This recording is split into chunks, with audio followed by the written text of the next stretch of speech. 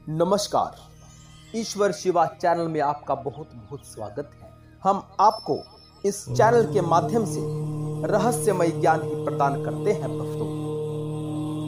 माया से प्रभावित ज्ञान को हम इस चैनल के माध्यम से प्रदान नहीं करते हैं। सबसे पहले यह जान लो कि भगवान शिव की अनुकंपा से ही ज्ञान उत्पन्न होता है। ज्ञान से योग में प्रवृत्ति होती है और योग से मुक्ति की प्राप्ति होती है। भक्तों, इस प्रकार उन्हीं शिव जी की कृपा से सब कुछ सिद्ध होता है। भक्तों, सब प्रकार के ज्ञान का आधार केवल और केवल शिव ही है।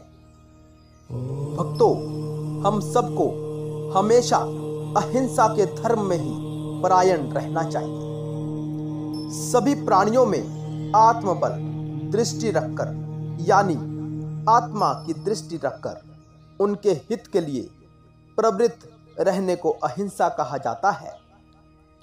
भक्तों, अहिंसा से ही आत्मज्ञान की सिद्धि प्राप्त होती है। इसीलिए हमें ज्यादा से ज्यादा अहिंसा के धर्म में ही स्थित रहना चाहिए। हिंसा हमें नहीं करनी चाहिए। भक्तों, हमें हमेशा सत्य कहना चाहिए। जैसा देखा गया हो, सुना गया हो, अनुमान किया गया हो तथा स्वयं जैसा अनुभव किया गया हो, उसे ठीक उसी तरह से दूसरों को कष्ट ना पहुंचाते हुए कह देना ही सत्य कहलाता है। जैसा देखा वैसा बता दो, जैसा सुना वैसा बता दो, जैसा अनुमान किया वैसा बता दो, जैसा आपने अनुभव किया वैसा बता दो। भक्तों, यही स्थिति सत्य की स्थिति कहलाती है। हम सबको सत्य सत्य और सत्य ही बोलना चाहिए।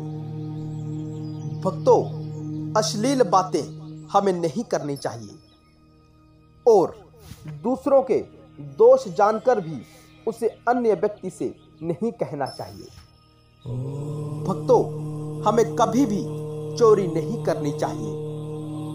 विपत्ति काल में भी विचार पूर्वक मन, वचन तथा कर्म से दूसरों की संपदा ना लेना ही ना चोरी करना कहलाता है। यह सत्य है। भक्तों, हम सबको ब्रह्मचर्य का पालन अवश्य करना चाहिए। मन, वचन और कर्म से मैथुन में प्रवृत्ति न रखना कि ब्रह्मचर्य कहलाता है।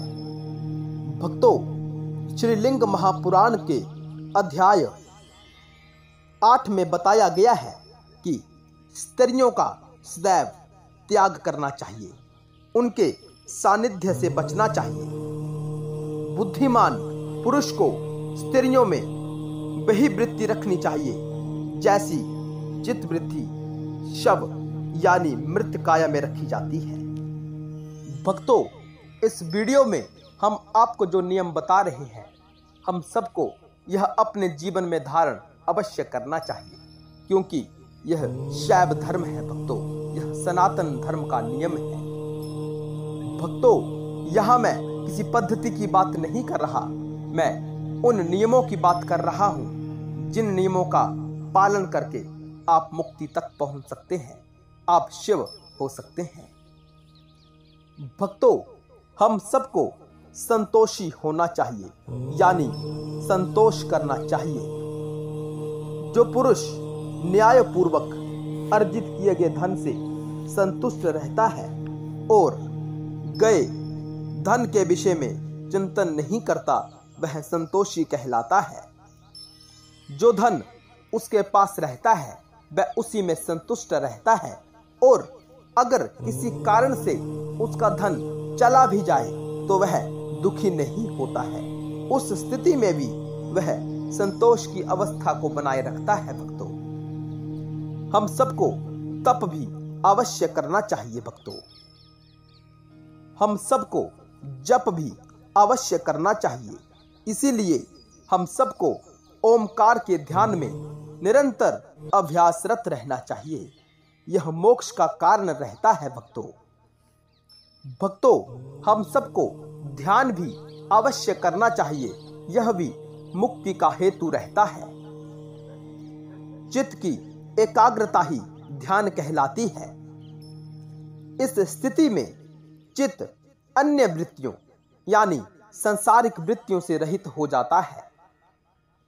भक्तों, जब हम इन सभी नियमों का पालन करते हैं तो हम समाधि के लिए उपलब्ध हो जाते हैं।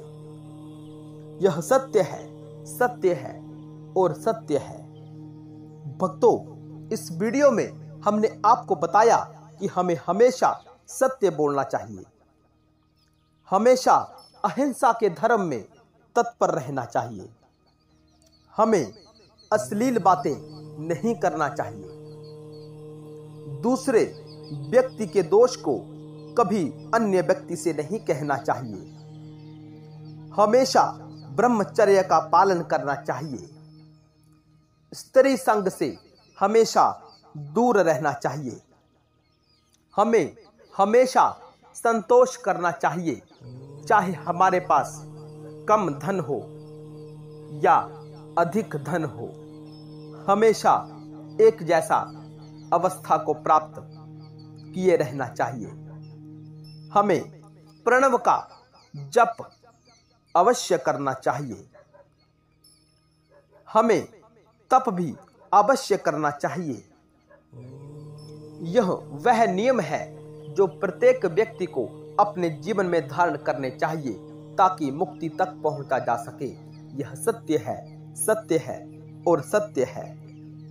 भक्तों, हमें वीडियो बनाने का कोई लाभ प्राप्त नहीं होगा अगर आप हमारे द्वारा बताए गए नियमों को अपने जीवन में धारण नहीं करेंगे।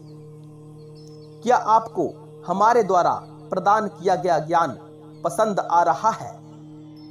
कृपया कमेंट सेक्शन के माध्यम से अपनी प्रतिपुष्टि अवश्य प्रदान करें और हमारे चैनल से हमेशा जुड़े रहें ताकि हम आपके समक्ष इसी प्रकार का ज्ञानवर्धक वीडियो हमेशा लाते रहें। ओम नमः शिवाय। हर हर महादेव। शिवा शिवा शंभु।